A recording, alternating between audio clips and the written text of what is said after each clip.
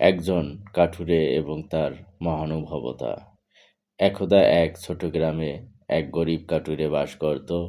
সে সারাদিন বনে কাঠ কেটে তা বাজারে বিক্রি করে অতি কষ্টে সংসার চালাতো।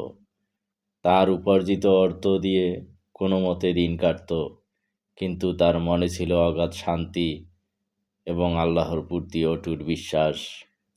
একদিন কাঠুরে বনে কাঠ কাটতে গিয়ে একটি পাথরের গর্তে উজ্জ্বল কিছু দেখতে পেল।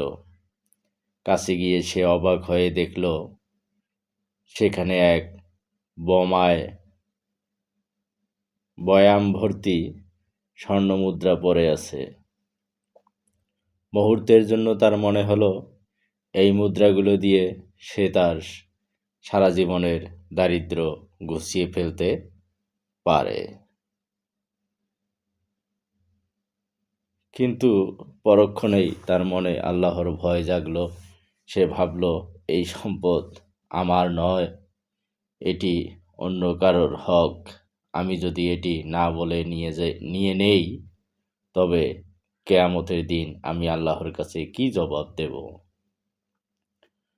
সে মুদ্রাগুলো না ছুঁয়ে গ্রামের বিচারকের কাছে গেল এবং সব কথা খুলে বলল। বিচারক অবাক হয়ে বললেন, তুমি চাইলে তো এটা লুকিয়ে রাখতে পারতে, কেউ জানতো না। কাঠুরে হাসি মুখে উত্তর দিল, মানুষ না জানলেও আমার আল্লাহ তো জানতেন। পরকালের চিরস্থায়ী সুখের কাছে এই দুনিয়ার ক্ষণস্থায়ী স্বর্ণমুদ্রার কোনো মূল্য নেই আমার কাছে। কিছুদিন পর জানা গেল সেই স্বর্ণ মুদ্রাগুলো পাশের শহরের এক বড় ব্যবসায়ীর ছিল।